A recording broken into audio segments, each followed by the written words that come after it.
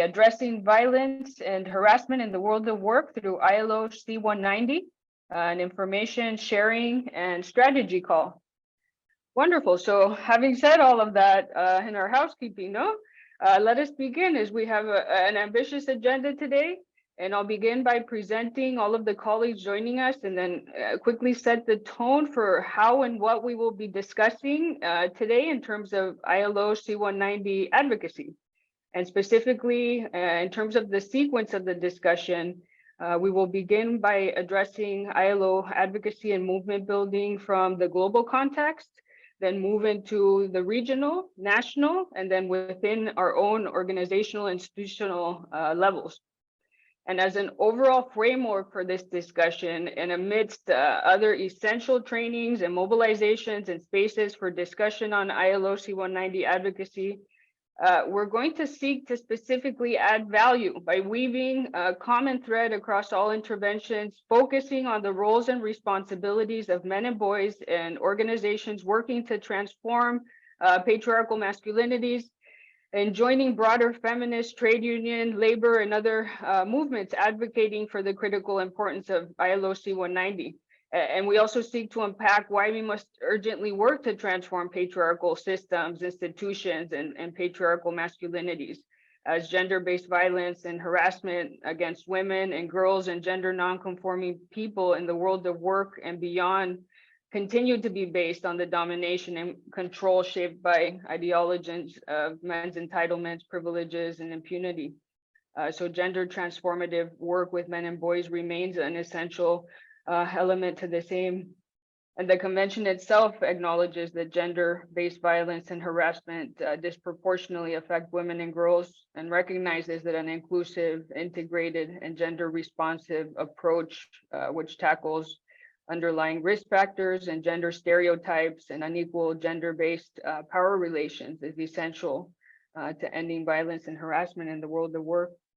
And lastly, MenEngage Alliance, as MenEngage Alliance, and in order to contribute meaningfully to these advocacy efforts, that it will be important and essential for us to practice accountable advocacy, which includes listening and learning and following the leadership of feminists and other marginalized movements in their advocacy asks and agendas around ILO C190, and to engage in solidarity and movement building around this common cause, as well as to actively seek to ally men and boys to support and amplify these calls for ratification within their own national context, as it means to achieve and uphold women's rights and gender justice within the private and public spheres.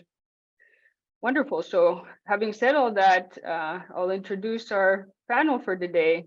And as part of the global overview and the first round of discussions, we will have from the UN and global feminist strategizing level, first and foremost, Ardra Manasi, who's a research fellow at the International Institute of Migration and Development, and who has led many trainings and capacity raising with feminist movements and organizations worldwide on ILO C190, will introduce us to what is ILO C190, why is it important, when was it established, who has ratified it, and how can it be utilized as an essential tool to advance gender justice, especially as a binding treaty, for those countries that have ratified it.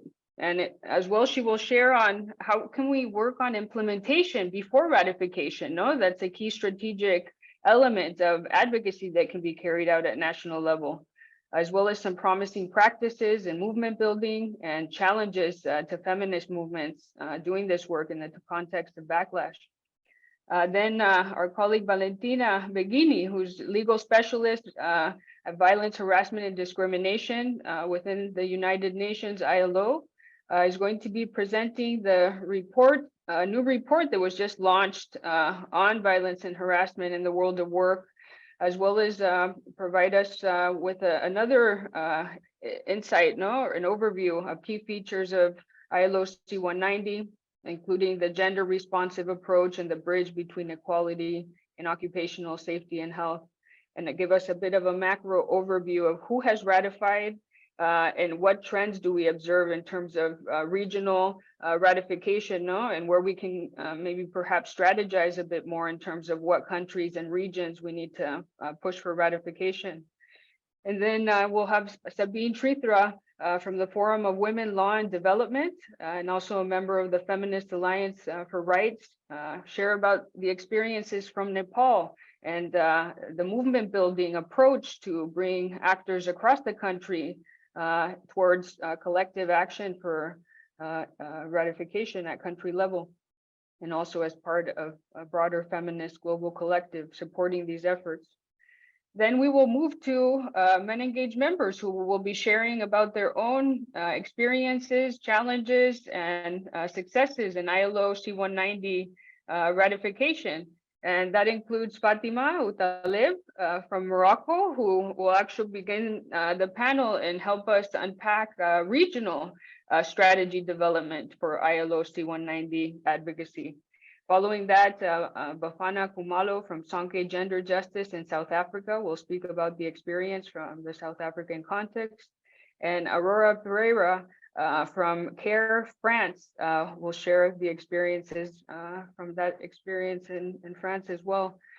Then finally, we will move on to Oswaldo Montoya, who will share on behalf of the Global Secretariat on how do we actually live and implement the various articles, no, and prescriptions within the convention itself, within our organizations.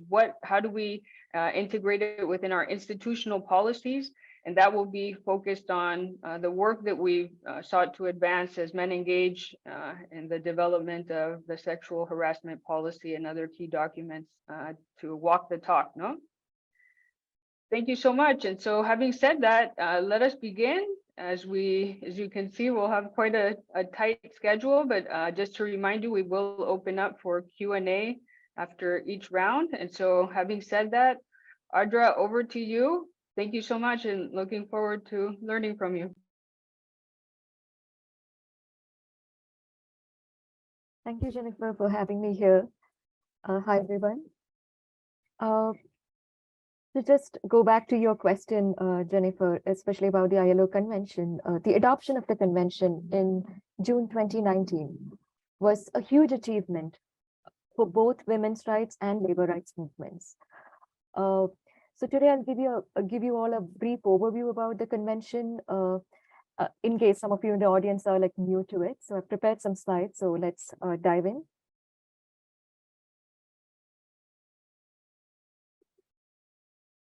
Yeah, before I start, I just wanted to acknowledge that these were slides that I worked for Center for Women's Global Leadership prior to this, and these were slides we used for CWGL as part of a training for FARC, which is Feminist Alliance for Rights in the MENA region, and we have Fatima here. It was led under Fatima's leadership as well, so just wanted to acknowledge that. To start with, why do we need an international convention? So this has been a long-standing feminist claim, especially we have seen the power of like movements like Me Too and so on. And we need to acknowledge here that violence and harassment in the world of work is a human rights violation. And I think that's a huge recognition that this convention makes. And finally, the ILO Convention 190, after years of advocacy around it, was adopted in June 2019 at the 100th anniversary of the ILO, marked by that occasion. And it's a legally binding convention. It means that if countries ratify it, they're bound to put in place policies and laws that address violence and harassment in the world of work. And C190, I'll start referring to it as C190 from now on. And C190 comes with this additional piece, which is recommendation 206. This is a non-binding piece. It's not legally binding, but it actually offers guidelines. And it's basically a primer for implementing C190. So we should always like read C190 in conjunction with R206. And I should also mention that talking about the process, I know we have the ILO representatives here who can talk more about it, but this process, the adoption of the C190 was actually informed by a social dialogue, which means both, especially like informed by the tripartite process, workers, organizations, employers, and governments came in together and through a consultative process before the adoption. So and that's interesting that we see some of the lived realities of workers being reflected in this convention as well, which is informed by the social dialogue. Sorry, I'll just yeah. And I think it's important to talk about a gender responsive approach here. That's one of the, again, contributions of this convention. C190 clearly states that violence and harassment disproportionately impacts women. And this is where we have to really look at underlying causes, and that involves, of course, harmful gender stereotypes. And this is where the convention actually makes a connection between discrimination and violence. So that's important. And it also talks about multiple and intersecting forms of discrimination that workers face. So that's also very important. And lastly, it talks about unequal gender-based power relationships. And I think this is where we really need to talk about, especially the conversation that's been carried out by MenEngage Alliance and other allies about transforming patriarchal masculinities. And I think we need to understand here that men are like strong allies. And we need to look at them as allies with respect to this. So this is how the C190 takes a very gender responsive approach. And maybe we can look at some of the key definitions within this convention. And it's important to acknowledge that this convention, C190, really captures some of the real-time shifts that's affecting our work. For instance, we know these were the pandemic years, and we have switched to hybrid modes, telecommuting modes of work.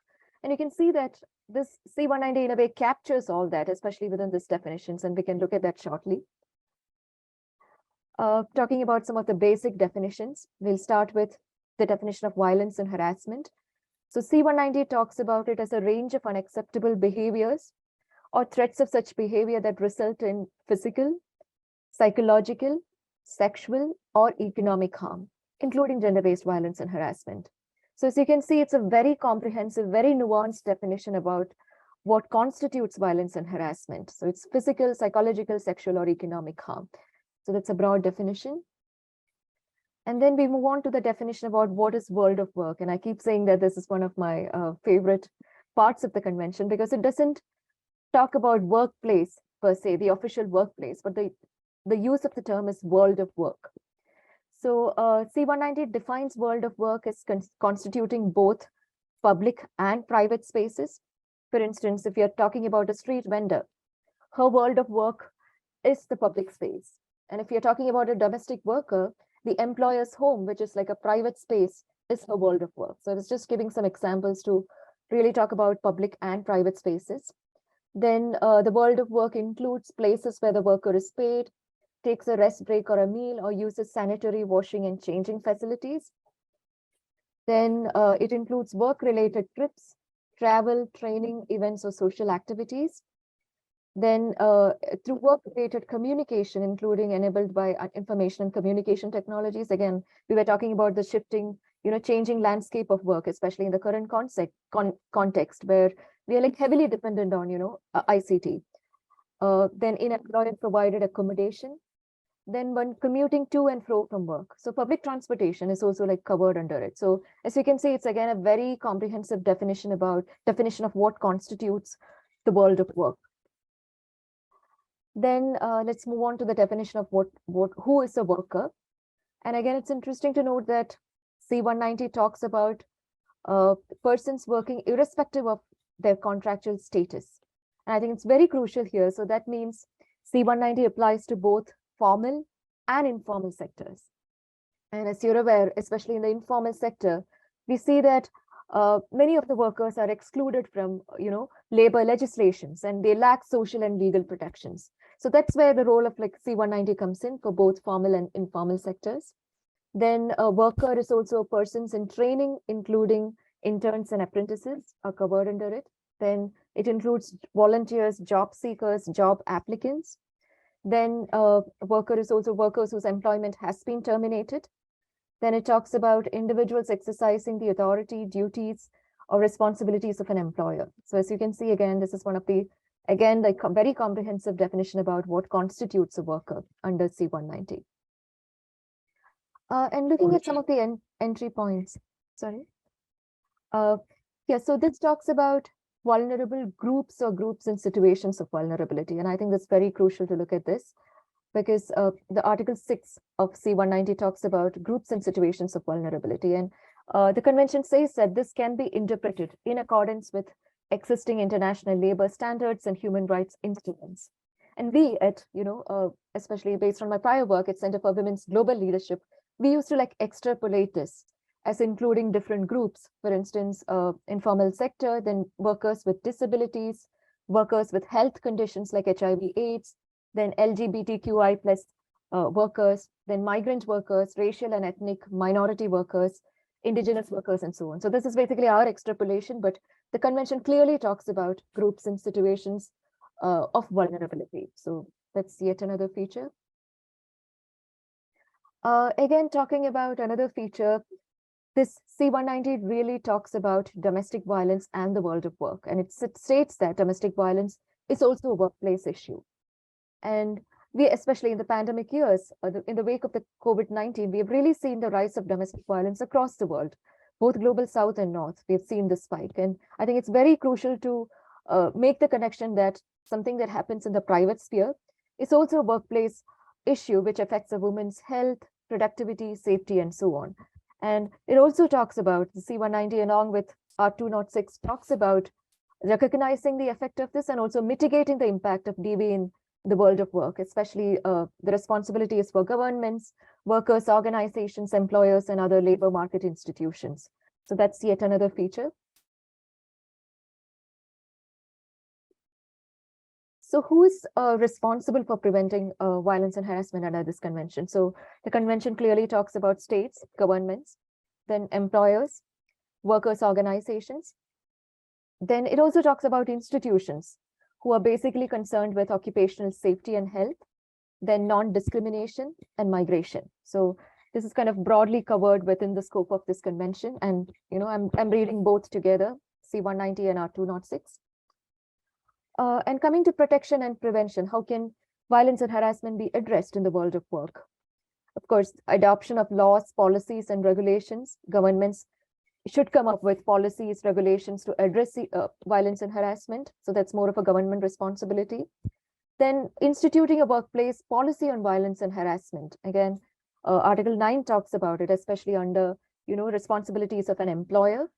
Then addressing occupational safety and health and management. That again is an employer responsibility.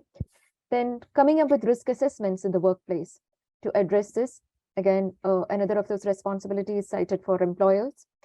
And organizing trainings and awareness session. So the convention talks about it as a responsibility for both governments as well as, employers, from that macro scale to the micro scale. So these are some of the protection and prevention measures. Then we move on to the enforcement, and this is where the structures and practice comes into the picture. And Article 10 of C190, along with R206, talks about monitoring and enforcement of laws. So it's not just that we need to put in place laws, but we need to also implement them. So monitoring and enforcement. Then setting up reporting mechanisms. That's again yet another responsibility for governments in consultation with employers and worker organizations. Putting in place investigative mechanisms. Then safeguards for protecting privacy and confidentiality of the complainant. Yet another of the responsibilities of the government. Then putting in place sanctions and also gender responsive procedures, support, and remedies to address violence and harassment in the world of work. And lastly, we have already seen this, recognizing and mitigating the impact of domestic violence. So these are largely some of the responsibilities for governments, and again they work in consultation with employers and workers organizations. We move on to some of the methods and tools prescribed in this convention. And here we talk about, we've already seen national laws and regulations that governments should put in place. Then collective bargaining agreement, the convention talks about that. For instance, these are usually agreements which are signed by workers' organizations on behalf of workers with the employer. So this is usually signed between workers' organization and employer, like collective bargaining agreements. Then the convention also talks about the possibility to integrate violence and harassment within the occupational health and safety agenda as well. So these are some of the methods and tools we can use to really integrate the provisions of this convention. And what next? I think we should start using, and I think I always believe again, was part of our work through Global 16 Days campaign at Center for Women's Global Leadership. We believe that, of course, ratification really matters. Ultimately, we want all countries to ratify it. We want universal ratification. But at the same time, we can start implementing this convention even before its ratification. So we don't really need to wait for the ratification to start using some of these provisions that we already saw. And to this end, C190 can actually be used with other, international treaties like CEDAW. So if a country has ratified CEDAW, that offers valid grounds for you to actually approach your government and say that you've already ratified CEDAW, which really assures, which is really based on principles of equality and non-discrimination, which are also discussed within C190. So this can be used in conjunction with other international treaties, including CEDAW. And what I've personally seen in this space is the real power of movement building and coalition building. So I think it's very crucial to identify our targets and allies. Your targets can be governments, employers, and your allies can be even faith-based institutions, civil society organizations, trade unions, and so on. And I'm sure we'll get to hear more from the speakers. And we have a great time today, and we'll hear about more examples on these lines. And lastly, these are the countries. We have 23 ratifications. We had Bahamas ratified last week. So yeah, we have 23 countries that have ratified, and you can see the countries there: Bahamas, Albania, Antigua and Barbuda, then Argentina, Barbados, Central African Republic, Ecuador, El Salvador, Fiji, Greece, Italy, Mauritius, Mexico, Namibia, Nigeria, Panama, Peru, San Marino, Somalia, South Africa, Spain, UK, Northern Ireland, and Uruguay. These are the countries that have ratified the convention. And according to a survey led by the ITUs, the International Trade Union Confederation, within like 79, trade unions, they kind of predict that 50 countries are expected to, a total of 50 countries would have ratified the convention by the end of 2023. So let's really hope that, that happens. Thank you.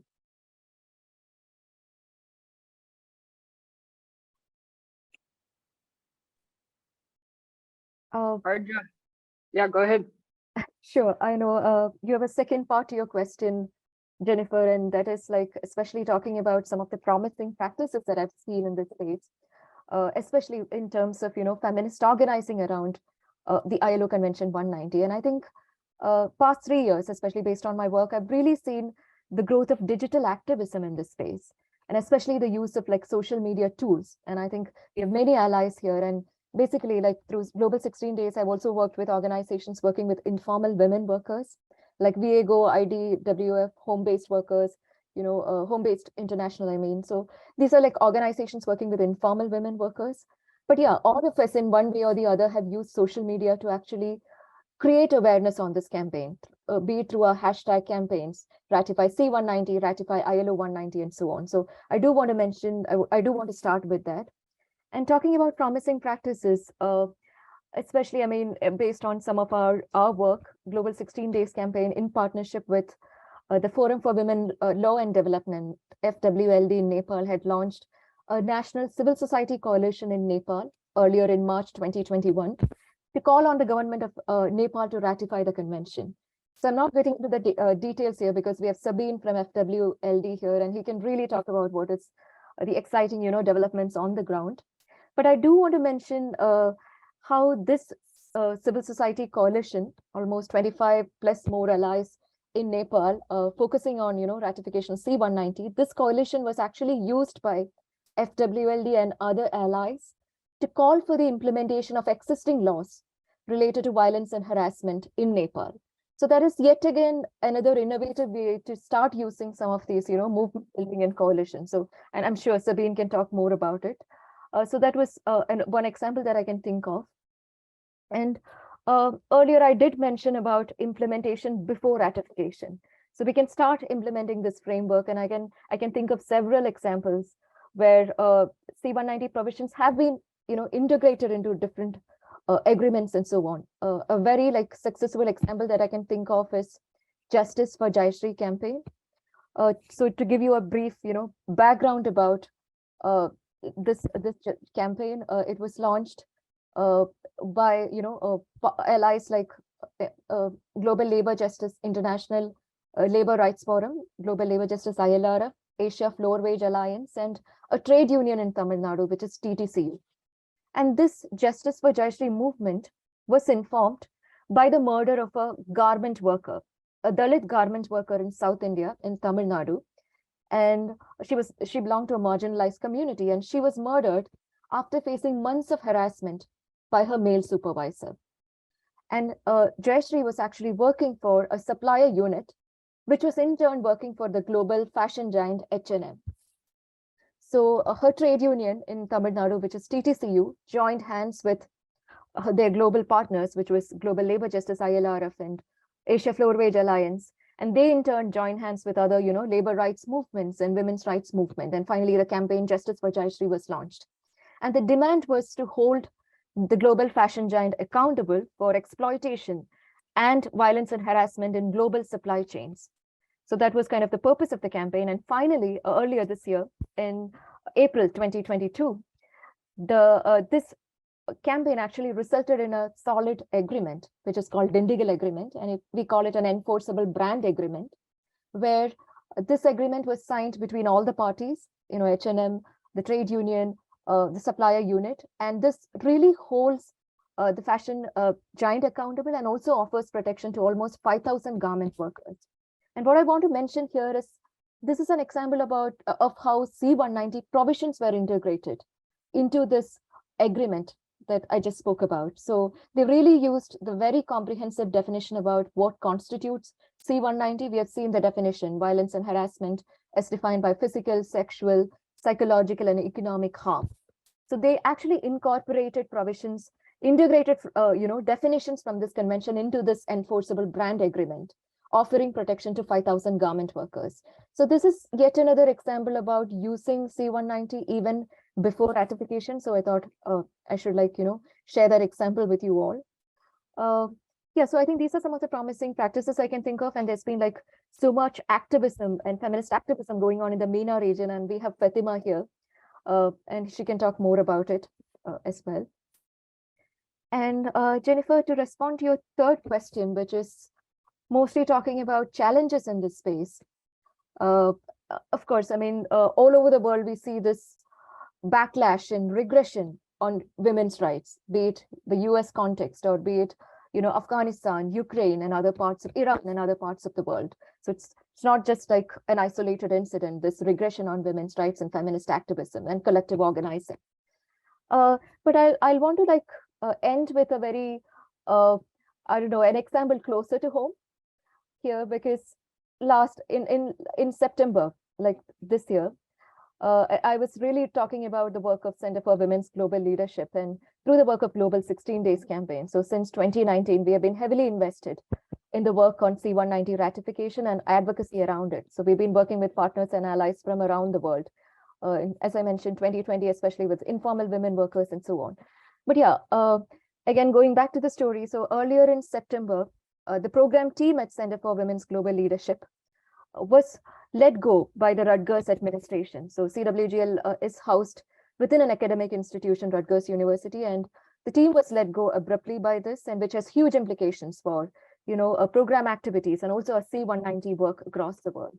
So I just wanted to mention this here, and also I'm really grateful for many of our allies, including MenEngage Alliance, and thank you, Jennifer and the team, for kind of standing by us and also continuing some of the work we have already been doing. So yeah, I really want to end with, there are many challenges, but again, this was kind of the one personal challenges we kind of face lately. And yeah, the future of the campaign is at risk because CWGL, Center for Women's Global Leadership, was the global coordinator of Global 16 Days campaign. To just talk about a bit of history, the campaign was launched in 1991 by Center for Women's Global Leadership, along with feminist allies from around the world. And it was much later that, the United Nations and other civil society organizations, governments started actively using it. So yes, they are the global coordinators, and we currently face a challenge in terms of the future of the campaign. Yeah. I'm happy to answer any questions later on related to any of the slides, but yeah, I'll stop there. Thank you for having me here again. Ardra, thank you so much for an incredible overview of the key elements of the convention, incredible sharing of strategies, and then also how this is all fitting in within a context of backlash and threats, to ongoing feminist advocacy around ILO C190, as well as mobilization, Thank you very much. And yes, please be ready for questions. I'm sure there will be many for you. But having said that, over to Valentina. Valentina, thanks so much for joining us. We look forward to learning from you as well. Thanks, Jennifer, and thank you for inviting the ILO and for having me today. So in the interest of time, I will go straight to my presentation, so we will have more time for the Q&A and the discussion. So thanks a lot to Ardra for the overview of the convention. I will try to avoid repeating the same information and share a new one. So let me share my screen. Okay, let me see. Okay, sorry, it's here. Do you see it? Okay, perfect. Okay, yeah, I will try to provide you with some information based on some new recent reports that the ILO just shared, and also how the ILO is promoting the ratification and implementation of the convention, and finally how Convention 190 could be an entry point that could be used to try to change attitudes, particularly towards patriarchal masculinity. This is just an overview. Ardra already said that violence and harassment is everywhere. So when the convention was adopted in 2019, it really replies to a need that all countries were expressing it. It affects everyone, so it's really a global issues. Although based on research and real life, we know that some groups or certain occupations or work arrangements are more at risk. What the convention also builds on is the fact that there are some factors that can increase the risk of violence and harassment. And of course, attitude, discrimination, including intersecting multiple one, structural discrimination, but also informality, stress, stigma, poor working condition, crisis. We have seen COVID, but we see other health crisis, war, of course, civil unrest, turmoil. So there are some factors that increase the risk of violence and harassment. The convention try to take all of this into account and provide a compass, not only to tackle the phenomenon, but also all the root causes that could lead to that. 2 days ago, today is Wednesday, sorry, I'm losing on Monday, December the 5th, within the context of the Sisting Day campaign, we launched our new report, joint report developed with Lloyd Register Foundation and Gallup, which sheds light on the findings of a global survey, the first of its kind, on the magnitude of violence and harassment at work and on issues related to disclosing such experience. The survey was based on 125,000 interviews in 121 countries in 2021. Okay, you will have the link to the report now just sharing with you some of the key findings to inform you, to let you know about the magnitude of this problem. Because what we have seen so far, it's, many people were asking, but how prevalent is violence and harassment? What are the main forms? And so far, we have never had comparable data or data at the global level, because all the surveys or statistics that we have available are not based to the same questionnaire. For a very good reason, because violence and harassment change according, not it change, but the definition of violence and harassment could change according to national legislation, according to culture, according to national tradition, okay? So it has been always difficult to compare data across different countries or across different regions. The surveys that were available so far at times were only focusing on specific sector or occupation. So, you know, for example, there is a lot of survey on violence and harassment in the health sector, for instance, which is one of the most at risk, or informal workers. But there has never been a survey in 121 countries using the same questionnaire and targeting the entire population in employment. So the key findings is that 1 in 5 people in employment have experienced violence and harassment at work, any form. So this is a huge number, and 1 in 10, and the most prevalent was psychological violence and harassment, again with more than 1 in 5. Then we have physical with 1 in 10, and sexual violence and harassment with 1 in 15 people in employment. Okay. This data, you will find more details in the report, of course, needs to be read with some caution, in the sense that in some countries, due to cultural sensitivities, some questions need to be a little bit changed, but not in the sense that was completely changed, but was modified. So, for example, the question on sexual violence and harassment was a little bit modified and restricted in some Arab countries. Okay, so it doesn't mean that it's different, but of course there might be other forms of sexual violence and harassment that were not in the question. That this is to be said that this is for sure an underestimation, okay? But even if it's an underestimation, it's already a huge number of people. And if we look at disaggregation by sex, we see that while victims of psychological violence and harassment are more or less equal in terms of, how many men or many women, although women are a little bit more exposed to psychological violence and harassment. Men are more at risk of physical violence and harassment, and women are twice as likely to report sexual violence and harassment than men.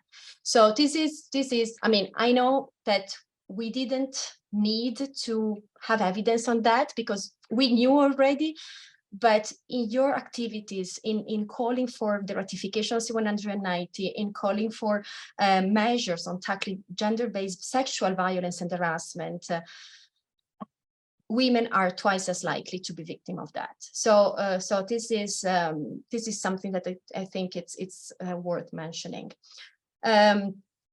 More than 3 in 5 victims said that this happened multiple times. So this is already a very sad findings, in the sense that when violence happens once, it's very likely that this happens again and again. Okay.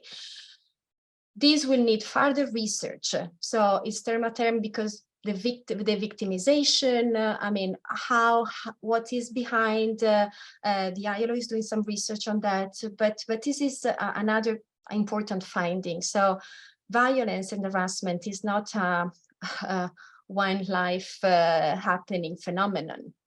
It may happen more and more, okay? And some groups are more at risk. So we found, this survey found that in particular youth, migrants, and wage and salaried workers are among the group who are more exposed to violence and harassment.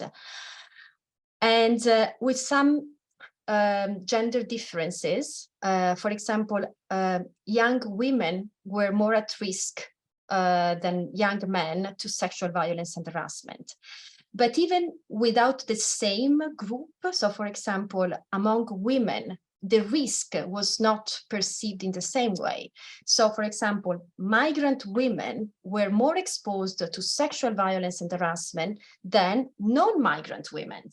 And this confirmed that intersecting discrimination exists. Okay, and that when different characteristics interact and complement, I mean, the risk of violence and harassment, of discrimination is higher. The survey also looked at some issues related to disclosing the experience of violence and harassment. So if people talk about it, and sadly, only half of the respondents said that they don't talk about it. So, and this was not even to a family member, not even to a friend, not even to a co-worker. They just don't talk. Perhaps this points to the fact that it's still a taboo, there's still a feel of shame, or they think that it's normal, it's a waste of time. And actually, we asked why do not people talk? I mean, what prevents you from disclosing it?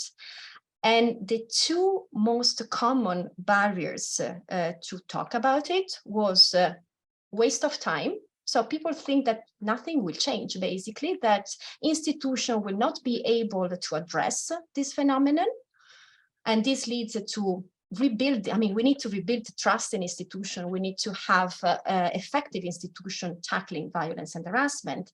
And then the second one is fear for their own reputation, both at work and in the society. And this goes back to stigma linked to being victim of violence and harassment, or the fact that perhaps, I'm talking about women, for example, victim of sexual violence and harassment, you think that you have somehow provoked the behavior of your perpetrator. So this is really an interesting and sad findings from my point of view, because it really give an indication of the amount of work that we still need to do to change this. So just briefly, because Ardra already explained the convention very well, so the C190 is key in this context because it recognizes the right of everyone to a world of work free from violence and harassment, including gender-based violence and harassment. There's no other international treaty that recognize this. So in this way, it complements CEDAW, but it complements other ILO convention. So this is really important because the right to be free from violence and harassment is part of the working condition of any people at work. One of the novelty of C190 is also that it brings together the word of discrimination and occupational safety and health. In the past, violence and harassment was dealt or as an equality issue, and we think gender-based violence, other forms of discriminatory violence and harassment, racial harassment, is an issue of right to equality, right not to be discriminated against. And then there was other aspects were treated through the lenses of occupational safety and health. Okay, so you go to work and you have the right to be safe. So you don't have to, to have someone entering with a gun and killing you while you are doing your job in a supermarket, in a bank. Okay, so the employers need to protect your health and safety. And within this concept, there was also some risks, not all of them, of violence and harassment. For the first time, this convention brings these two words together and make them talk, okay? Because it says, and this is really important, first of all, that violence and harassment in all its form can be prevented, okay? So we can not only act afterwards on the judicial, on the remedies, but we can prevent it. We can do something to make sure that it doesn't happen at first. And it requires occupational safety and health to include the risks, the root causes that could lead to violence and harassment. This could be all the psychosocial risk, working conditions. So for example, working alone or in a remote area could be a factor that could lead to increased risk of violence and harassment. But the recommendation also specified that among these risks, we have also discrimination, including intersecting and multiple one, gender and social norms that could lead to violence and harassment. So for the first time, gender and social norms and discrimination need to be integrated into occupational safety and health measures. And for those of you who are familiar with the world of work, with labor law, you realize that this is a game changer. Okay, because risk assessment are mandatory in all workplaces. And for the first time, we have discrimination included through it. But it's also highlighted the equality. This convention also strengthened the equality, and Ardra was mentioning it before, because it really recognized that if we want to eradicate violence and harassment, we need to ensure equality and non-discrimination, okay? Not only to women, but to everybody, including to people in vulnerable situation or belonging to vulnerable group. The convention, nor the recommendation though, that specify which groups you are talking about, okay? This was a big discussion during the standard setting committee. The first draft of the convention, the recommendation include a list of specific group, but this was not accepted by tripartite delegation of 187 countries. What was decided is that these groups need to be decided at national level through tripartite consultation. And the guiding principle to recognize this group is international law. So for those groups who are recognized in the international law, can be considered as vulnerable groups. Jennifer, tell me how much time I have. Yeah. We do have to wrap up, and we have the video to show from your end. So just, I still have a couple of, if I can have a couple of minutes though, yeah. So yeah, then the convention takes into account the evolving nature of work, okay, the underpinning elements, the sector occupation, and the link with domestic violence. So the core principle, and I will try to wrap up very quickly, is that member states need to adopt an inclusive, integrated, and gender responsive approach for the prevention, okay, of elimination of violence and harassment. Another important feature is gender-based violence does not equal to violence against women, because gender-based violence and harassment is defined as violence and harassment directed at person because of their sex or gender. So this open up to broader groups. Sorry, I will try. Okay. Doesn't work. These are the pillars. I will share my presentation afterwards. Okay. This approach, we need to have prevention, we need to have enforcement and remedies, and training and guidance. So it's a whole of society approach, not only whole of government, but whole of society. We need to tackle this phenomenon from different entry points. This is a ratification. What I would like perhaps to know from the discussion is that the two regions that at the moment are leading on the ratification are Latin America and Africa.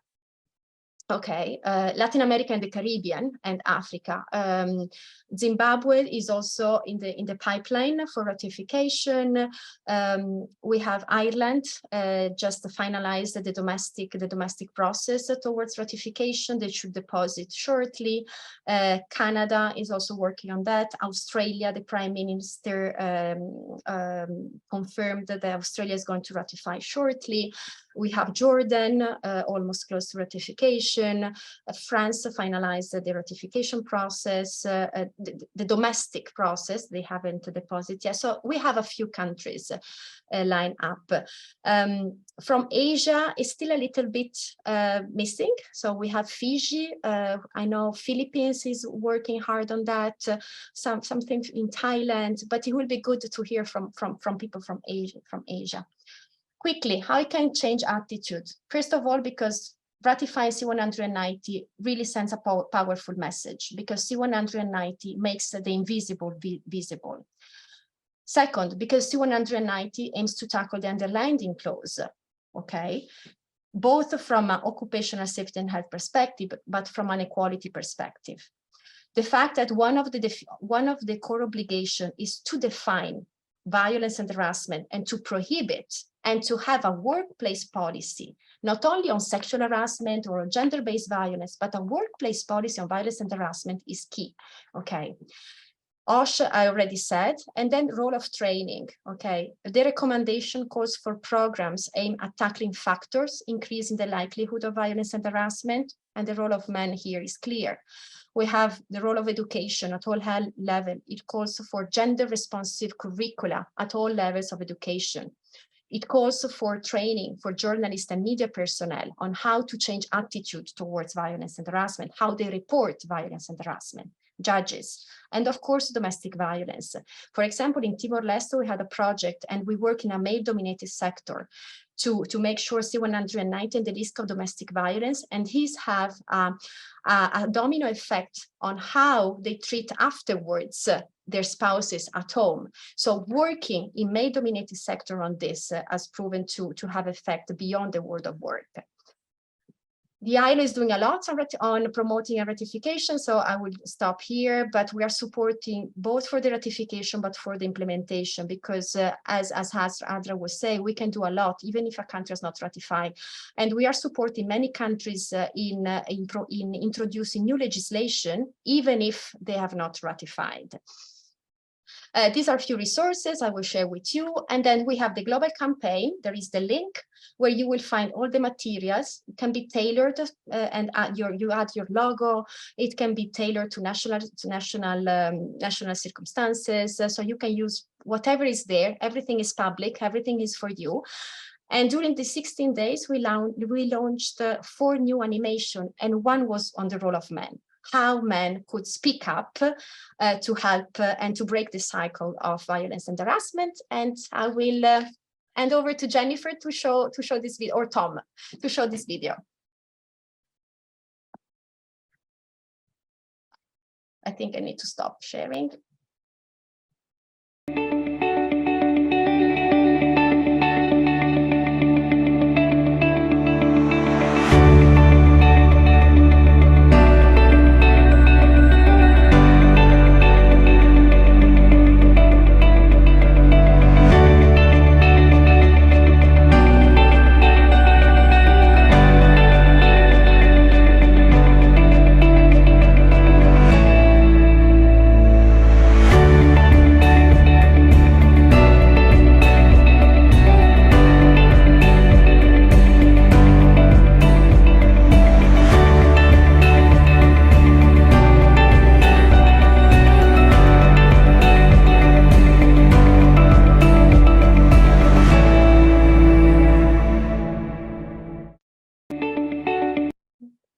Thanks, and apologies if I ran through my presentation. Thank you so much. No, and just to reiterate, we will share the materials with everyone. So much shared in your presentation. Thank you. And really interesting to note on the regional trends, no, Latin America and Africa leading, and quite an absence, no, from Southeast Asia, South Asia. So something for us to consider in our ongoing strategizing. Thank you so much. And yeah, moving over to Sabine, as we're running a little behind schedule. Sabine, if you wouldn't mind joining us, over to you to share on incredible movement building efforts from Nepal. Thank you, Jennifer, for this opportunity to share our national movement and the advocacy campaign towards ratification of ILO C190 and the implementation of the core values of ILO C190. So even before the ILO C190, my organization, we filed a PIL in the Supreme Court of Nepal for the specific legislation on sexual harassment at the workplace. So after our litigation in the Supreme Court and following the order of the Supreme Court, the directive order of the Supreme Court, Government of Nepal, they incorporate the Sexual Harassment at Workplace Prevention Act in 2014. So we are quite trying to implement that act. And when C190 came in the arena, it's a moment for joy for us, because as the previous speaker already highlighted, that the sexual harassment is very, very narrow when we talked about the harassment and the violence in a broader context, and also the workplace is very narrow. So the world of work is very, very broader. So this document is a very, very important document for us. And we started the campaign, and thank you for FAR, the Feminist Alliance for Rights. So in collaboration with the FAR, their technical and resourceful support, we launched the campaign in 2021.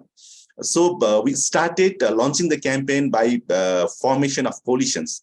But before the formation of national coalition, there is also ILO Nepal office. They are working on the ratification of ILO C190, and there is an action group, ILO country office. They formed this action group C190, and this is a tripartite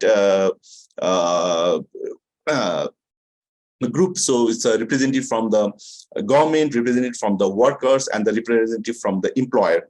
So to complement that action group, we formed this national coalition, and national coalition is very, very broader.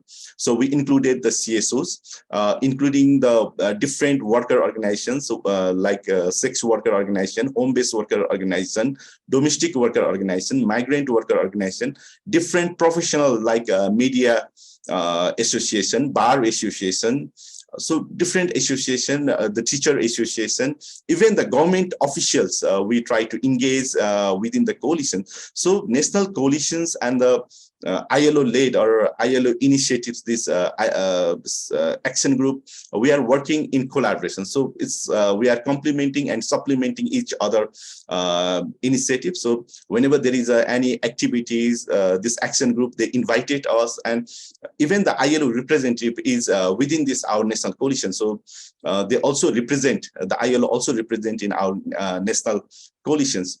So when we form the coalition, the first problem is the localization, because very few people knew about the ILO C190. So the policymaker, among the parliamentarians, among the government, law enforcers, CSOs, even among the labor organization, it's a very less knowledge. So we start for the localizations and the knowledge building on the ILO C190. So we start translating, we prepare, because that time also is like a COVID and the lockdown. So it's also the opportunity we develop the virtual poster, virtual IC materials, we disseminate through the social media, through online.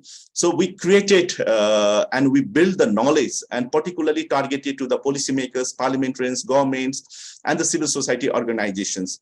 And we also have several media orientations. So through the media orientation, and there is a huge coverage in the media that now there is a new convention, and that's not only limited area for the sexual harassment, that what we are talking since long time. So it's a very comprehensive. It talks about the harassment and the violence, and very broader definition of world of work. So even within the coalition, we also included some marginalized group, and including the sexual and gender minorities, because their identity itself created the violence. So once they disclose their identity, there is a lots of violence and stigma within the workplace or world of the work. So there is a wider group, and this convention, I must say, because this is because this is very neutral. So this is well anticipated also, because we are during our campaign, we are saying that this is not only this convention is not only trying to the healthy and the safe and the violence-free environment in the workplace for women, but also for the men and the gender and the sexual minority, and that message is well anticipated. So we also conducted the many virtual dialogues, because that was the time of COVID and lockdown, and we invited the parliamentarians, the chair of the parliament committee, Supreme Court judge, other key influential policy maker and decision maker. So these all things give a very good momentum to our movement. And through our coalitions, we also developed the infographic video. So this infographic video is also well anticipated, and now it's using in many trainings. So we are trying to demystify what is the C190, and within this infographic video, we also there is a few animated incident we saw, so people can relate with those incident, and they can acknowledge the importance of the C190. And what we, during this process, what we realized that only working with the policymakers and the decision makers and the government is not enough. We also need to build the public opinion. So if there is a more public opinion, public demand, and demand from the workers, it will create very favorable environment. So we also launched few outreach programs. So we reach out to the people to develop the public opinion in this issue. So, and there is also the opportunity because being a legal organizations, even the government and non-government organization, they called us for the providing the training in the workplace policy, particularly the sexual harassment. So even during that process, we included this issue, the work, not only the sexual harassment, but we need to address the broader way, the harassment and the violence in the world of work. So even with the different government agency, we try to raise this issue, and we try to familiarize them regarding the C190. And we, in the meantime, we also did, because the ratification process is going on, so we also did the compatibility study with our law. So we're trying to see what is the gap if we ratify the C190. So it's also very useful document for the government. So it's like a baseline or preparatory work. So we're trying to show that lots of things already we have already done. It's already in place. We really need just some arrangement, because the harassment and the violence is already prohibited in our national law. So we really need just a few adjustments. So it's not huge obligation. So government, they sometimes they are really they resisted because they think that once they ratify any new convention, there might be the huge state accountability and obligations. So we are trying to see through this compatibility study, we're trying to show the government that there is not much. So this there's not much responsibility, and even we are trying to, because sometimes when, particularly when we advocacy for the ratification of ILO Convention, there is some resistance from the employer agency. They say that there will be the extra obligation, and particularly they have a explanation like that during this COVID time, the economic is not very good, and if our government ratify one more labor friendly convention, that will create more burden to us. So all those things. So we try to convince that this is exactly opposite. It's creating, there is not much obligation to the government, not much obligation to the employer agencies. It's rather making some adjustment, rather making some institutional arrangement, and it will double their benefit. It will increase their productivity. So it's really create the very good environment. So right now, even the Law Commission of Nepal, they are trying to review the current Sexual Harassment at Workplace Prevention Act. And even this review process, we are collaborate with the National Law Commission, and we're trying to provide this convention is already developed. So rather than amend the few things under the Sexual Harassment at Workplace Act, why don't we make it more comprehensive in line with the ILO C190? So we are simultaneously working for the ratifications as well as for the implementation, whatever the possible way. And as we are legal organizations, there is the many cases is also coming to us. So we are providing the legal support to the labor who face harassment and violence. So there is a cases we are providing the legal support. And not only the labor, but the employment agency also, they come with us for making their policy. So we are also saying that just not cover the sexual harassment, you should cover the more comprehensive way. So it will be more beneficiary. So we are providing the technical support to the individual employment agency as well. And it's in last year, also in between, there is a UPR process. So we also raised in 2021, there is a July UPR process, and we also raised this issue. And in fact, in Namibia, they recommend the government of Nepal to ratify ILO C190, though the Nepal did not fully support it, but noted the recommendation by the Namibia. So that is also happened, and in collaboration with the parliament. So within the parliament in Nepal, there is a parliamentary committee, Law, Justice, and the Human Rights Committee. This is the parliamentary committee. So we organized a meeting with this committee, and we presented why this ILO C190 is useful and why we need to ratify. And after our presentation and the discussion, this parliamentary committee, they recommended the government to initiate the process to ratify this convention. And following the parliamentary committee recommendations, the Ministry of Labor, Employment, and Social Security, they formed the working group to do the feasibility study for the ratification of ILO C190. So we are very hoping that the elections in Nepal just happened. So once there is a new parliament, we are very much hopeful that government will submit the document for the ratification in the new parliament. So I stop here because there is a shortage of time. I would like to thank again Jennifer for this opportunity to share our country level activities. And once again, I would like to thank for the Ardra and the Feminist Alliance for Rights for all the support they provided for this movement building. Thank you. Assalamu alaikum.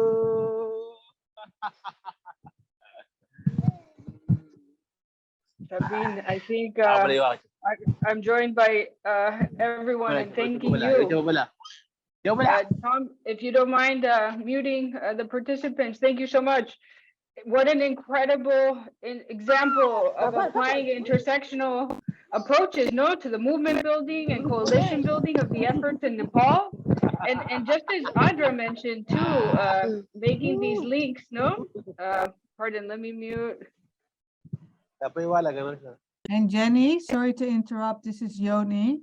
Tom just indicated that to make me co-host and I can do the technical stuff.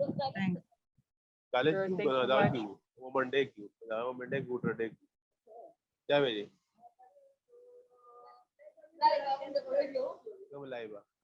Sorry, y'all. We are living in a digital world, and increasingly navigating all of our digital challenges. Thanks, Joni, for your support with that. And sorry, I can't identify who's, oh, I see it now. Thank you. Wonderful. As I was saying, thank you. An incredible example of intersectional approaches to your movement building and coalition building. We can learn an incredible amount from the work you've been doing in Nepal, And I was just highlighting how interesting that you were utilizing the Universal Periodic Review as another entry point to reinforce, the obligations and responsibilities under C190 ratification. And Ardra had also elevated that, and beginning to make links with CEDA, and that's such an incredible strategy to be able to consider moving forward, a really interesting tactical move to push and hold governments and businesses to account. So thank you so much. I am noting we're way behind schedule. I do want to open up a Q&A. I'm suggesting here, if all agree, to move on with the rest of the speakers and then open up a period of Q&A at the end. So please continue to write your questions in the chat box. We'll get to them.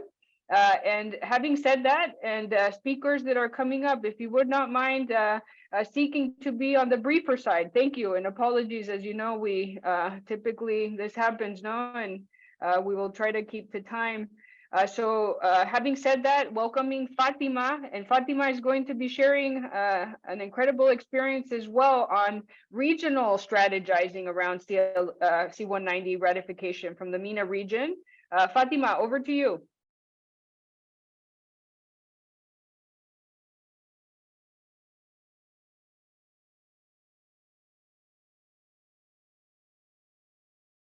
Jennifer, are you calling me?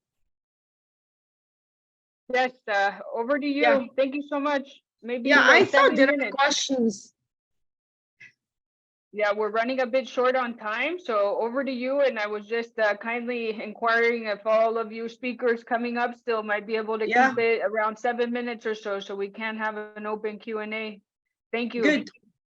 So I will just try to share my. Okay, where is it? So sharing, partager l'écran. That's in French. That's it. Is that okay? Yeah. So sorry if I am. I'll be. So no, this is not the one I wanted. No, sorry. Anyway, this will take me some time to share. Unfortunately, sharing. Okay. I am stuck. I don't know. That's it. You want a moment? Okay, perfect. Is this okay? Yes, we can see it. Thank you. Do you have the PowerPoint in front of you? Yes. Yes. Yes. Good. So, so sorry for this technological incident. Yeah. So today I was asked, or I'm asked, to share with you activism in the region. So I will be talking a little bit about actions and activities undertaken so far in the region. So I entitled my presentation "Laying the Ground for the Ratification of C190 or Integration of Key Provisions." So why is it important to very quickly, I will share with you why it is important for women in the Arab region, because today I'm speaking about MENA region. Why is it important to work on C190? I'll just recall here that we started working systematically, sustainably on C190 with the creation of the Arab network during COVID, at the beginning of COVID, because we were really struck to see the scale of violence occurring, and also to see how women were denied their rights of allocation, funding support by governments, mainly in our regions, where women occupy very the street, occupy the what we call informal sector. So women were not given any support, financial support. So that really was very motivating for us to talk the world of work, and to talk the discriminations and the violence targeting women. So very quickly, some figures which speak about the scale of discrimination and sexual harassment in the world of work. 37% of women in the Arab regions have experienced some form of violence during their lifetime. More than 6 in every 10 women survivors do not seek protection or support. Gender discrimination, gender stereotypes, and prevalent patriarchal norms and values have kept women away from accessing many well-paid formal jobs. Women are still the least represented in the formal workplace compared to men in the rest of the world. Female unemployment in the region is 3 times the global average. Around 61%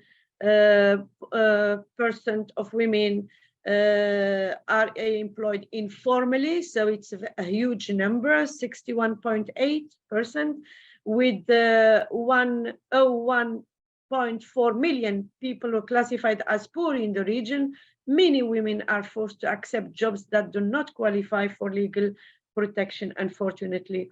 Arab women in the world of work, yes, the repercussions of COVID pandemic, as I told you earlier, and the climate change in conjunction with the stagnation of economic prospects, recession in many Arab countries, have made women more susceptible to workplace violence and less likely to report it out of fear of losing their jobs. So addressing sexual harassment together because what I'm going to share is a work which has been undertaken by the Arab Women Network of Feminist CSO. It's a multi-stakeholders partnerships with Feminist Alliance for Rights, CWGL, ILO.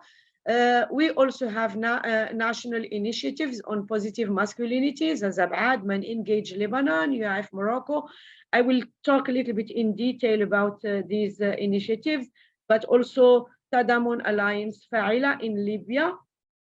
So the Arab Network, very quickly, just to share with you what we have done so far at the Arab Network.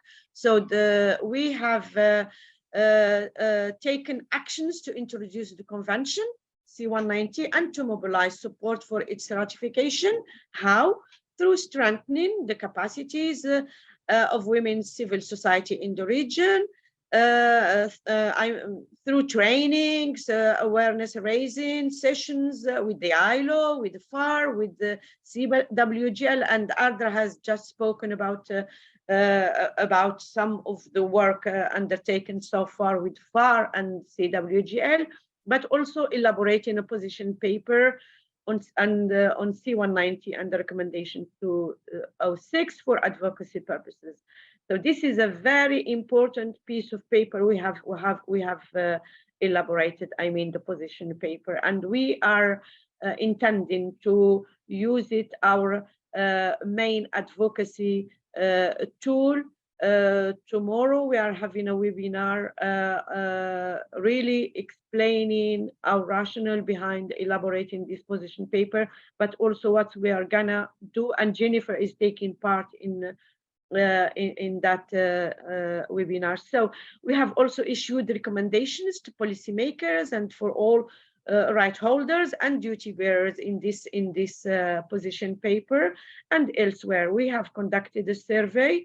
It's currently conducting a survey to identify the shortcomings and constraints. We have adopted actually a 2 years action plan and established partnership with regional and international partners. So always talking about the Arab Network. I'm part of so we have produced videos just to tell you that it's sustainable, systematic work. Sabine has talked about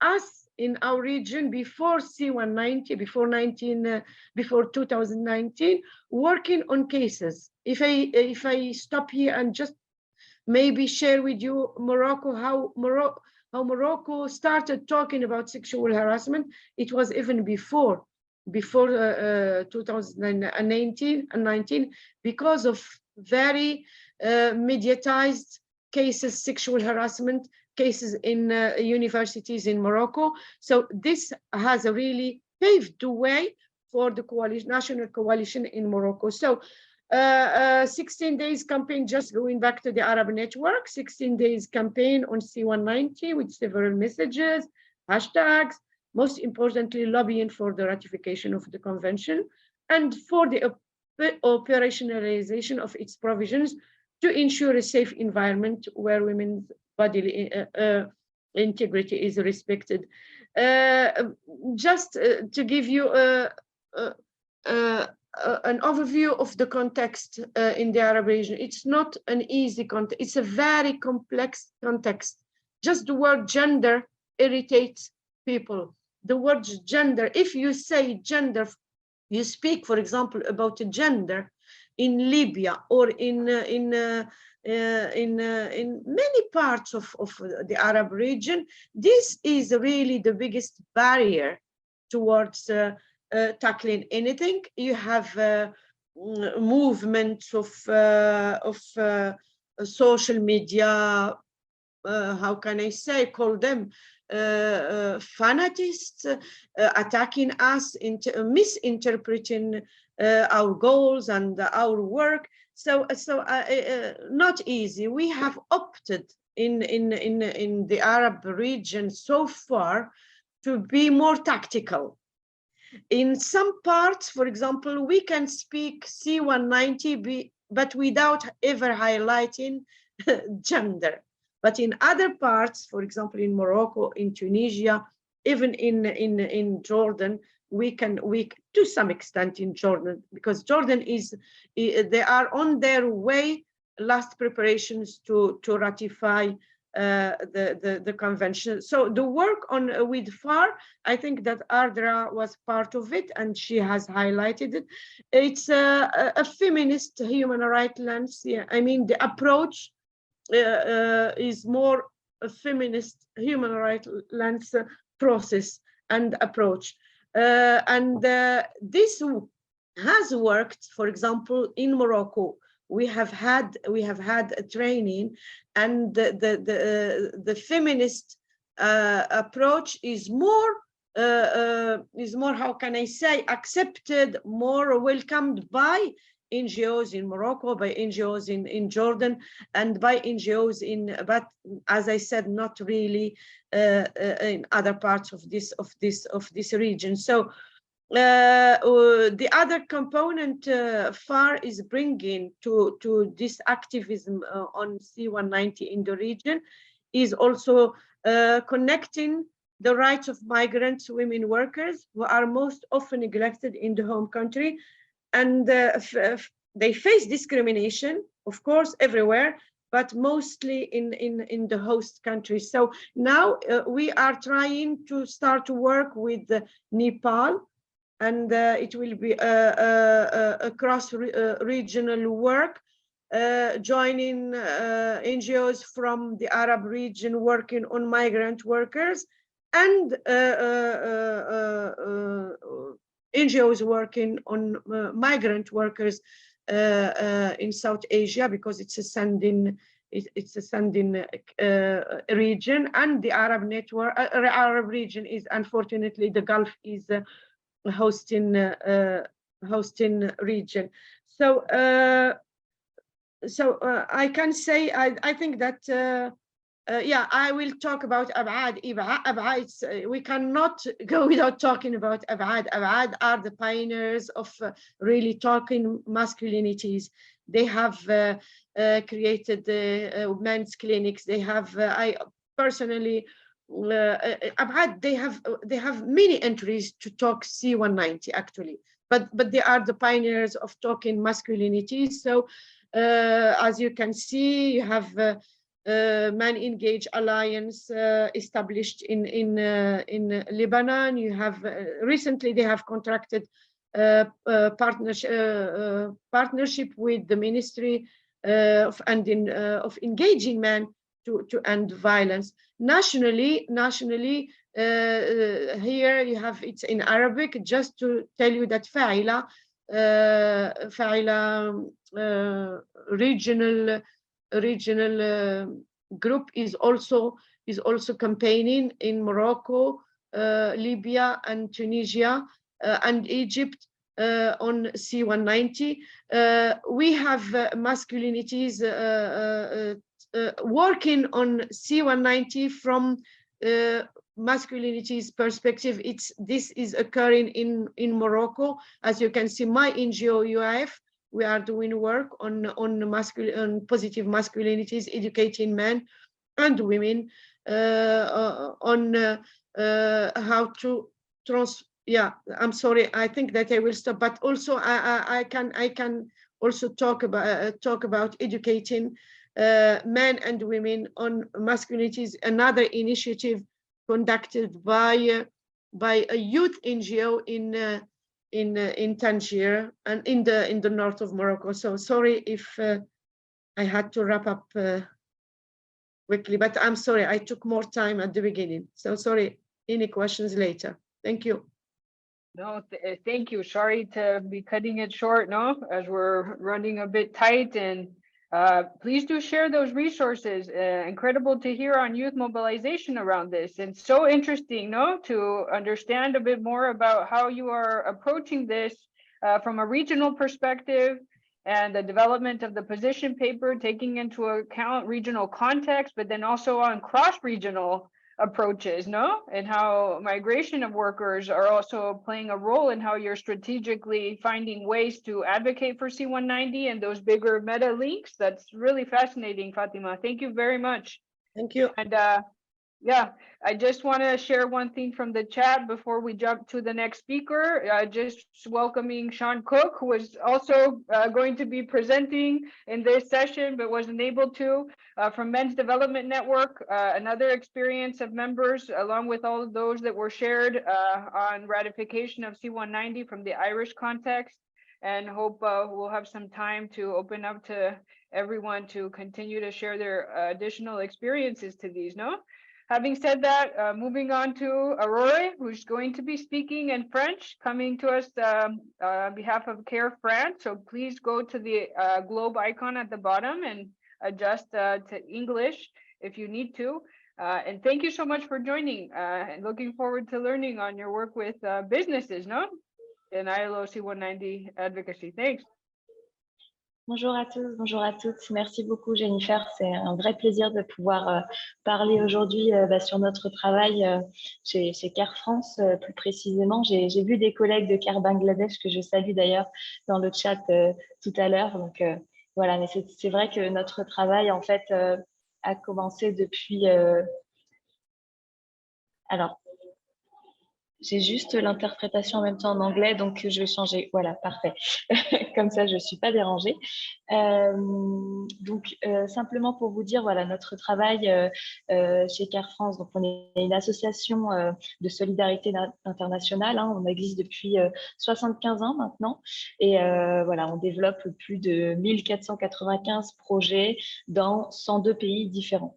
Moi, je suis principalement dans la partie plaidoyer, sur le plaidoyer en termes d'égalité de genre. Et donc, une grosse partie de mon travail réside dans la promotion, on va dire, de la Convention 190 en France. Sur ce sujet-là, donc notre travail au sein du réseau CARE véritablement, donc avec l'ensemble des structures internationales de CARE, a commencé en 2018. On a lancé une campagne qui s'appelait This is not working. Et donc, c'était simplement voilà, pour accompagner ce momentum qu'on a eu autour de la Convention 190 et de l'Organisation internationale du travail pour véritablement propulser ce texte et qu'il puisse être adopté à un niveau global. Dans ce contexte, on a pu mobiliser plusieurs entreprises, mais aussi des citoyens voilà, du monde.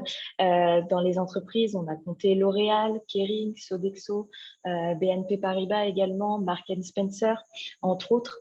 Et donc, ils nous ont vraiment aidé à apporter du lien à notre plaidoyer autour de la C190. Comment ça s'est traduit au niveau national ?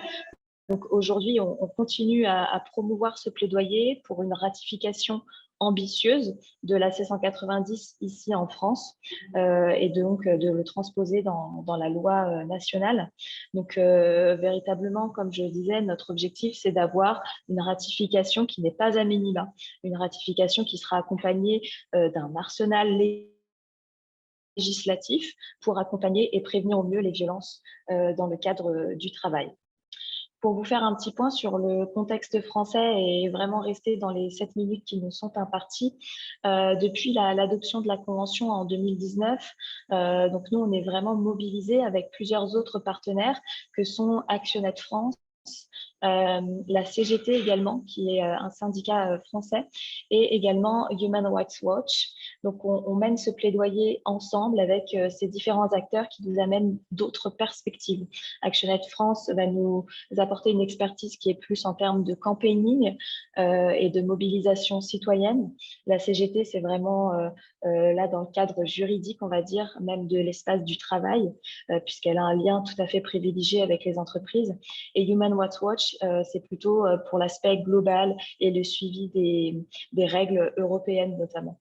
Il faut savoir qu'en France, en février 2021, nos organisations avaient publié une contre-étude d'impact sur la ratification de la C190 où on parlait de plusieurs recommandations, des recommandations qui pouvaient aller à la sanction des entreprises qui ne mettent pas en place un plan de prévention jusqu'à, voilà, par exemple, créer de nouveaux droits pour les victimes de violences conjugales, des droits en termes de mobilité géographique, de mobilité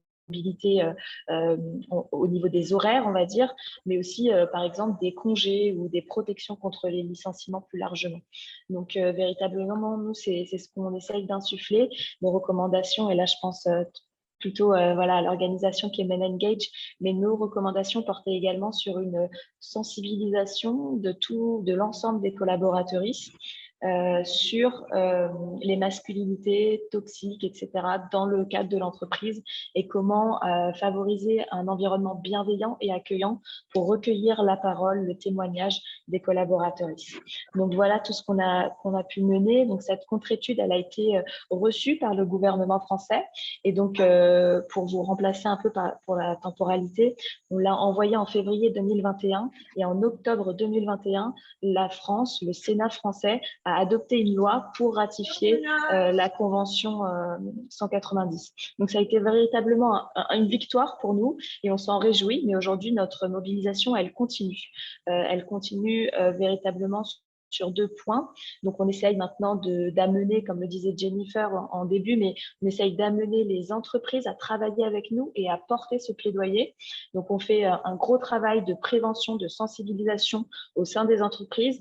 C'est souvent des entreprises qui ont déjà une sensibilité, qui ont déjà des plans de prévention parce qu'elles ont vécu un féminicide en interne ou parce qu'elles ont eu des problèmes du point de vue du harcèlement et qu'elles veulent pallier et donner des réponses véritablement pour prévenir ces violences et pour protéger au mieux leurs collaboratrices. Donc voilà, on a ce genre d'entreprise, mais aussi des entreprises qui sont tout à fait, on va dire, dans un rapport très... dans un rapport préliminaire, on va dire, à la prévention sur les violences, le harcèlement, etc. Donc, on essaye de sensibiliser les entreprises, mais on essaye de sensibiliser aussi les associations féministes françaises qui ne se sont pas assez emparées aujourd'hui du sujet en France. Et donc, on souhaite vraiment qu'elles viennent voilà, faire force avec nous pour porter ce plaidoyer et porter nos recommandations. Parce qu'aujourd'hui, pour nous, la ratification ne suffit pas. Il faut impérativement l'accompagner de mesures législatives et c'est ce qu'on demande dans nos recommandations. Donc voilà, vraiment, on est sur ce point de vue-là et en parallèle, on continue les rendez-vous institutionnels pour présenter au ministère, que ce soit au ministère de l'égalité entre les femmes et les hommes, mais au ministère du Travail en France, nos recommandations et comment on peut les mettre en œuvre. On est véritablement force de proposition pour ces acteurs et on a des liens tout à fait privilégiés. Une autre cible dans notre plaidoyer, ça va aussi être les députés français. Pareil, on va plutôt être sur des sessions, des ateliers de sensibilisation, prévention de ce que ça peut être les violences au travail, pourquoi c'est important, pourquoi l'employeur a un rôle à jouer et qu'est-ce qu'on peut faire au niveau législatif français. Voilà, je ne veux pas prendre un peu plus de temps, mais simplement pour vous dire que aujourd'hui, on est vraiment sur la mobilisation des ministères. Si cette mobilisation n'arrive pas à aboutir, on lancera voilà, une tribune un peu plus grande envergure pour, et là, à ce moment-là, avec les entreprises, avec les associations, pour vraiment mener de front ce combat et avoir voilà, l'arsenal législatif que méritent les employés, les salariés aujourd'hui sur tout ce qui peut être relatif aux violences et harcèlement au travail. Voilà, je m'arrête. N'hésitez pas à poser toutes vos questions dans le chat et j'y répondrai volontiers. Merci beaucoup. Merci beaucoup, Aurora. Thank you for sharing. What an incredible experience too for all of us to consider as we're continuing to strategize the work with business partners that are already considering an integration of this work and gender responsive lens and policies, no, on violence and harassment in the world of work, and those who are not, no, and how that encompasses various strategies too. Thank you very much. Yeah, we will move forward as we're still running short on time. Thank you, and we will be sharing these resources from CARE, so you just expect those in a follow-up email. Having said that, Bafana Kumalo, over to you. Thank you so much for joining, and we'll be sharing about the experience from South Africa. And let me just add you here to the screen. Bafana, are you there? Thank you very much, Jenny. And thank you to the colleagues who've made presentations. I have some health challenges at the moment, but I couldn't miss this conversation as we have talked about this important policy. We were excited, of course, when the Convention 190 was came about, and were a bit frustrated that our government was taking too long to sign up on the convention. We then came together with our largest trade union movement in South Africa, COSATU, with the support of the ILO local office. We felt it's too important a policy not to be signed up for by the government. So we developed strategies to lobby, MPs and reach out to various political players, including the different political parties, to motivate that this policy must be signed up by government. As you all know, sexual violence is very high in South Africa, and we felt that this policy creates a very important environment for us to deal with these challenges in the world of work, because we also are experiencing high levels of sexual harassment, even violence in the workspace. I think through a lot of the lobbying and collaboration in the background, we put a lot of pressure on our president, who has been supportive to the GBV response in the country, and lobbied him to ensure that the country signs up on C190, because it will indeed, serve as a very important tool that enhances our response to the challenge of sexual harassment in our country. I think after a long engagement and lobbying, we were very excited that finally the president signed up on the convention, and we are now busy with strategies of ensuring that it is popularized in all workplaces, and that it actually is applied in workplaces. We have been considering, of course, how it can be properly domesticated so that it really makes it obligatory for employers to refer to it in cases of sexual harassment. And so that's an ongoing advocacy campaign on our side.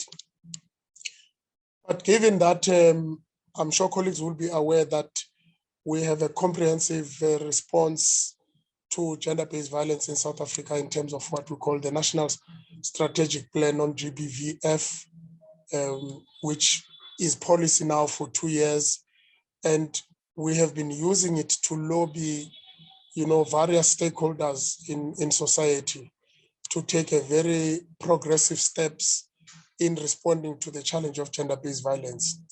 We use these platforms as well to sneak in the Convention 190 in instances where we are dealing with employers. because what that GBV strategy has created is an interest from many employer organizations for sensitization and awareness in the workplace around issues of GBV.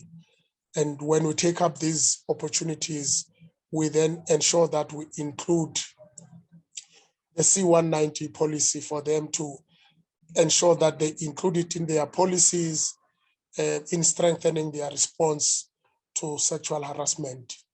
And I can say that we are seeing very, very positive responses, at least for many employers in the private sector rather, who have taken this to heart and are ensuring that they are reviewing their own policies and ensure that their employers are aware of the provisions of C190 and where possible to see how these are aligned with their own internal policies. Some of them have asked us to help them do some of these tasks so that there is harmony in what the C90 is calling for and their own internal policies on sexual harassment. I do think that, of course, it's going to be a long challenge. As we all know, policies are very important and they are a very important landmark, but policies don't implement themselves. We all know that the challenge is now in the implementation. And our major focus in South Africa is to say, how do we ensure that where there are cases of sexual harassment that are reported, we push to make sure that the C190 is used as a yardstick in ensuring that those cases are resolved and resolved satisfactorily and are dealt with as adequately as is possible. The challenge, of course, that we have is, there's still a lot of some resistance, I think, in some elements. You still have a lot of patriarchal formations within many businesses. I'm currently in Uganda on mission. I got a call about 2 days ago from a woman in an organization that is run by an investor company of a union. In other words, this is a special company that is facilitating investments for the union, reporting horrendous stories of sexual harassment in the workplace and how these have not been taken very seriously by the leadership and they were swept under the carpet, and the women that have come forward have not been given the proper support. We are currently looking with our legal office at Sonke to look into this case because we find it shocking that a trade union movement would undermine women's rights in this way when they've been party to ensuring that we get a convention like C190. And so that is the challenge that I'm posing, colleagues, that we're going to be having to make sure that we monitor how this policy is implemented on the ground. To what extent is it really beneficial in shifting the needle? The policy itself, I can attest, it's very comprehensive. It's very, very solid. And if indeed it is applied, it will turn the tide against the high levels of sexual harassment that we see in the workplace. So we will keep you posted on these developments. And thank you for giving me a moment. And I'm sorry that I'm not well. I would have loved to talk some more, but I have some health challenges as I've indicated. Thank you.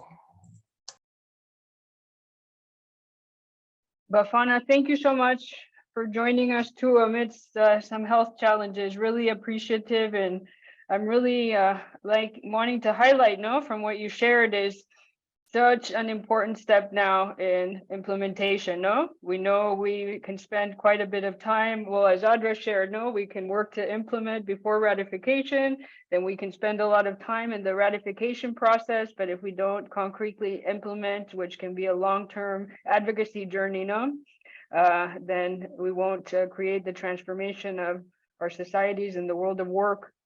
And yeah, thank you, really appreciative. And over to Oswaldo for just about a 3-minute introduction about the final layer, of this work within our own organizations, and then we will open up for a final Q&A. Thank you for your patience too, as I know it's been a long session, but as you can see, so much to unpack, so many different layers of multi-pronged strategic and tactical advocacy, to ensure that we achieve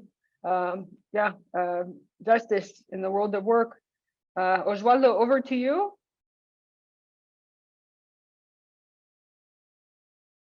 Gracias, Jenny. Yo voy a hablar en español. Entonces voy a sugerirles que quienes no entiendan español puedan buscar la traducción. Mi nombre es Osvaldo Montoya y trabajo con el Secretariado Global de la Alianza MenEngage. Como ustedes pueden ver, una de las organizaciones que en alianza con las compañeras y compañeros aquí de las otras organizaciones organizamos este evento. Y queríamos compartir que para nosotros este convenio sobre la violencia y el acoso nos interpela, asumimos una responsabilidad. Justamente la misión central de MenEngage, como bien lo dice nuestro nombre y nuestro lema, es trabajar con los hombres y trabajar en la transformación de esas masculinidades patriarcales, que justamente es una de las raíces profundas de la violencia y el acoso en los espacios de trabajo como en otros espacios de la vida. Así que tenemos una enorme responsabilidad en apoyar a los hombres para que seamos aliados, como decía Ardra y Valentina, para que seamos también cómplices, como dicen compañeros nuestros en otros espacios, para que podamos juntos y juntas transformar este sistema que crea las condiciones para que se perpetúe la violencia y el acoso. Y nosotros no estamos exentos de eso en nuestras propias organizaciones, en nuestras propias redes. Estamos también expuestos y también hemos enfrentado situaciones de acoso y violencia por nosotros mismos, entre nosotros mismos o con las comunidades con las que trabajamos. Y por eso es que tenemos también nosotros una política contra el acoso sexual, y el convenio de la OIT sobre la violencia y el acoso nos ha ayudado a que nuestra política tenga los elementos necesarios para luego poderla implementar. Y estoy poniendo aquí en el chat la política de MenEngage contra el acoso sexual en la versión en inglés y en español. También ustedes pueden encontrar la versión en francés ahí. Y también quiero poner en el chat y compartir con ustedes el mecanismo que tenemos en MenEngage para poder reportar cualquier preocupación que haya. Ya nos decían también las compañeras el silencio, la cultura del silencio que hay, de impunidad que existe. Y también Bafana nos lo recordaba. Por lo tanto, romper el silencio significa también crear mecanismos para que la gente pueda hablar. Y muchas veces la gente necesita hacerlo de manera privada o de dar diferentes canales. Y así pues estoy poniendo en el chat la forma en cómo a través de MenEngage estamos haciendo eso, y también tenemos un equipo de compañeros y compañeras que son puntos focales que sirven para poder recolectar preocupaciones y para poder tomar acción. Esa es parte de nuestra contribución, poner en práctica lo que estamos nosotros diciendo, lo que estamos pregonando, llevarlo a la práctica en nuestras propias organizaciones y en la manera como nos relacionamos entre nosotros y con las comunidades con las que trabajamos. Estamos anuentes a seguir en la conversación y el liderazgo las alianzas con ustedes. Muchas gracias. Thank you, Osvaldo. We have about 7 minutes. I'm going to begin spotlighting all of our speakers. And over to you, Magali. Magali is a colleague from the Global Secretariat. If you wouldn't mind leading us through a recap of any questions, we'll try to do just a quick round of any additional sharing or questions for our speakers. Thank you, Jenny. And I think many of the questions people have answered, as we went along. There were some interesting questions about the implementation, how to make sure that the ILO Convention is implemented in different places. What does it take? About the steps that organizations need to take, but also the type of mobilization that it's necessary, strategies and allyship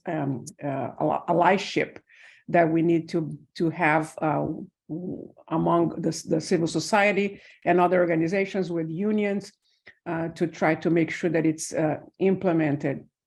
So there was quite a bit of interest in that, in the implementation side. So I don't know if there's anything else that people want to say. There were some interesting comments about the difference between the gender perspective and the masculinities perspective in trying to challenge the culture that perpetuates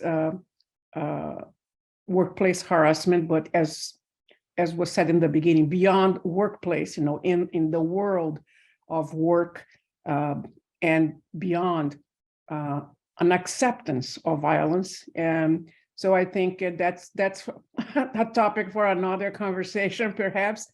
But it is a concern that everybody has about the normalization and the widespread acceptance of violence, which leads to people not reporting and not speaking about it, as it was mentioned before. So I'm not being fair to all the different comments. There were different comments, but as I said, we tried to translate them so everybody could have access, and many of the speakers have already addressed those directly.